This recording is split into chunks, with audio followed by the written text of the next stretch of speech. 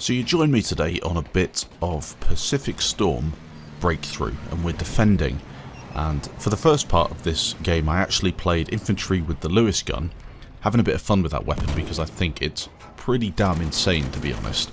Even since the 5.2 patch, is one of those weapons that you can just mag dump and have a lot of fun with. But eventually the enemies, they kind of rush over the island. They did manage to take this, so I thought, well, I'll take a tank, there's one free. In the tank, I was having some fun shooting some people. You know what it's like in a tank, you don't really want to push too aggressive, especially if you're defending. The enemies get a lot of vehicles. So I just sat here and took out a few enemy tanks, got myself a couple of kills, and it was all fun and games until, of course, I got taken out, as you'll see in a minute, by one of these flying fighter bombers. I'm not too sure whether DICE have nerfed the fighter plane bombs since release. I know they've nerfed a couple of things like the 20mm cannons, and the flares have seen a couple of buffs and nerfs, and then I think the incendiary bombs have also seen a bit of a nerf. Well, I think they definitely have, because when the game was released, or the Pacific was released, they were absolutely insane. They were completely broken. Now though, the fighters are not as strong as they were, but they're still, as you'll see right now, insane versus tanks. And yes, I wasn't on full HP then, and yes, I deserved to die, but I thought to myself, let's jump in the plane and actually try these bombs out to see if anything has changed since the last time I used them. And as you'll see from the upcoming footage, they are completely insane. So yep, they'll take out infantry, as you saw there. That's to be expected though, dropping £500 bombs from the sky. If they didn't take out infantry, there would be some questions being asked.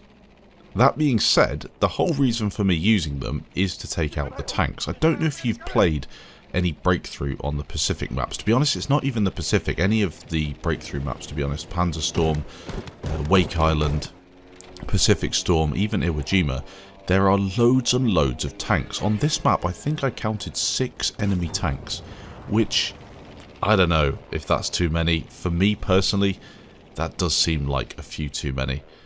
If you have planes like this though, you can counter them quite effectively, and they don't have any cover. There are no kind of buildings they can sneak into or bits of cover they can just hide behind. So I'm just getting my eye in at the minute. We skip forward just a little bit.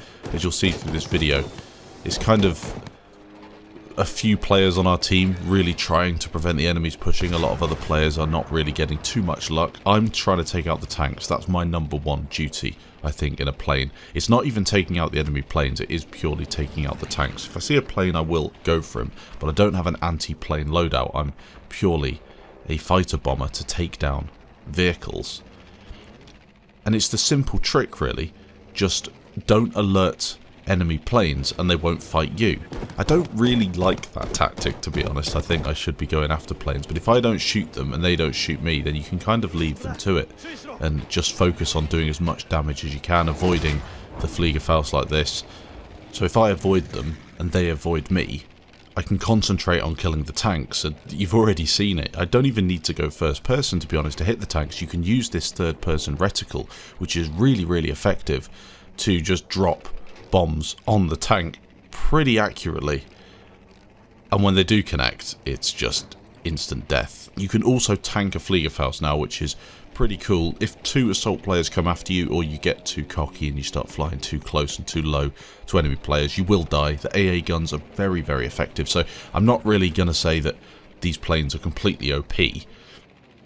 Versus tanks, these bombs are too good. Like, you should have to drop them separately and have to be more accurate with them in order to kill the tank. At the minute, you can just drop them near the tank and do massive damage. There's another tank taken down, and then straight through the resupply, grab yourself some more bombs and go back and do it again. Again and again and again. I just kept on bombing these tanks, and I think I was really starting to annoy people, as at some point during this video they request that the planes get taken out. I'm also dropping flares all the time to help people out, and I'm not even playing in a squad with many people, just one guy who was in my Discord. We were playing together, just trying to survive this onslaught of enemies attacking us, and we did a pretty good job. I don't know if you've watched this guy called Silk. He's a YouTuber who does a lot of plane gameplay, really, really good on Battlefield 5 in the plane, but he has this record. If he plays in the 0 on the defending side, his team never lose. That's how strong this plane is. they never ever lose. Like, he will just take out everything. He'll take out all the infantry players. Sure, there might be some players that sneak through, but for the most part his team will deal with those. He deals with all the air vehicles, all the tanks in this anti-everything plane. It's just really impressive to watch. Here we have it again, pushing in towards the bridge. I have a load of targets. I get way too close to the ground there. You should never really do that in a fighter. You risk getting Panzerfaust or something. Unfortunately, I don't get the kill, so maybe these don't do 100 damage to tanks. Maybe they do 90. I still think that they do 100, personally. But maybe they just do 90. Even so, still really, really strong. And then get back up into the air, get some height, and look for another target. Can't spot anything. You don't have to drop your bombs if you can't see anything, so I just drop the flares and loop back round, spot that tank, and he's going to be my next target for sure. And I'm pretty certain that we will be able to just blast him away. He's nothing he can do here. Absolutely nothing. Drop the bombs just in front of him. Bang. Direct hit. Easiest kill you'll ever get. Big points as well for taking out vehicles, which is nice. Again, you go back in, just get your resupply straight away, and you've got your 2 bombs to loop back round. I don't know if any of you have tried the £1,000 bomb. No, I think it might be a £1,000 bomb on the Corsair, maybe a £900 bomb on the Zero. I'm not sure if that's as effective. To be honest, I'd rather drop 2 bombs with the same damage than 1 bomb, just because you've got that spread and the splash, and the way that works, it will be more effective against groups. And especially when you have enemies that are hiding around tanks, you often find there's a couple of guys just sitting on tanks. Again, next pass. 2 kills, another tank down. I'd love if someone could tally up how many tanks I get in this video, because it's, you know, it is a lot of enemy tanks taken out. These 20 mils are nowhere near as effective as they used to be, which I think is a good thing. They're still good at taking out infantry, but if you remember back to, I can't remember when this even came out, but November time I think it was, these things would one-hit infantry. You could get 8-9 man sprays into a trench of players with just, I don't know, 5 or 6 rounds, which is ridiculous, absolutely absurd, but it was completely possible. Now they seem to be in a better place. You also have the front-mounted LMGs for some dogfights, which I have a couple of fights in this round. Not a whole lot, as I said. I like to avoid enemy planes, but there's a few in there. It makes life so much easier if you're concentrating on doing one job, which for me was taking out tanks. Here's another tank. Line him up. Easy as you like. Bang. Destroyed him. And then we kind of tank a Fliegerfaust and it does no damage. It's definitely something I would suggest doing, especially on these breakthrough maps. It's absolutely essential to take down enemy tanks, and there are so many of them that you'll never be short of targets. And it's one of those things that if the planes on your team don't do this, the enemies will just instantly win the game. They'll just push through in tanks and they'll win it. Wake Island especially, you know how many tanks they get as attackers, 6 or 7 tanks, and you don't have anything really. And here we go in a bit of a dogfight. This is something that, again, I've seen on Reddit, funnily enough. Reddit isn't always renowned for having the best opinions. There's some really good posts on there, don't get me wrong, but it's not all perfect. Whenever you see an enemy plane on the tail of one of your teammates, go in and help out. So I go in, I kill that plane, I then get a tank kill and an additional infantry kill, and then loop back round again to look for another enemy plane. So it's kind of a really busy little moment here. He's in the fighter, the white Corsair, so luckily I take him down as he slows down. If he'd got behind me, I think that would have been game over for me, but we just get him out and then go for a quick repair. So 2 planes and 1 tank in the space of, well, 20 seconds.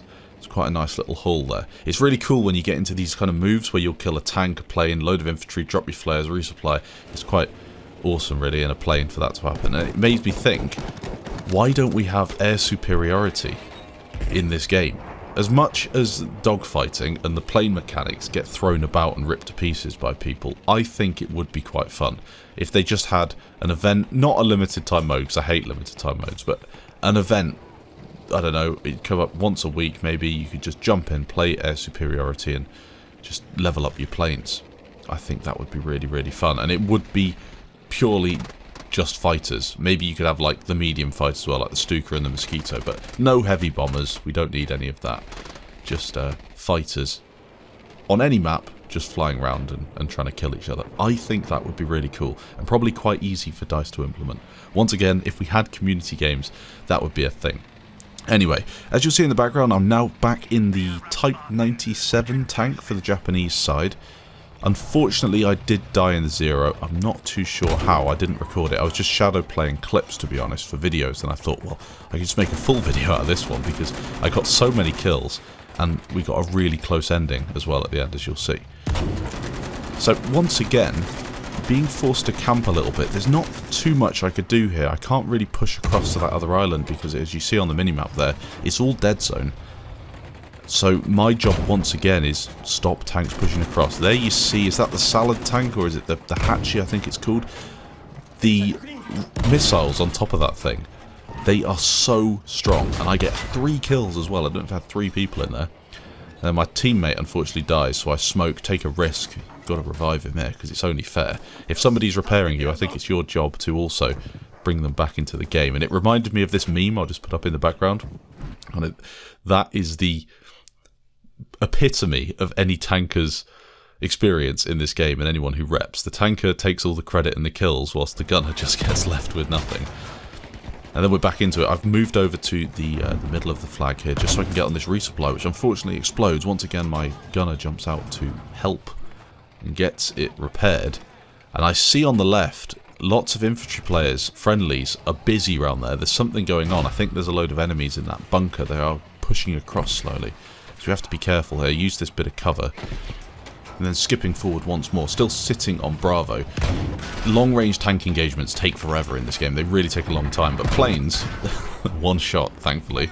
So we get him taken out. He was in the fighter plane as well. I think the white Corsair is the fighter variant. It does have the glide bomb and a couple of options for anti-tank. But it's the...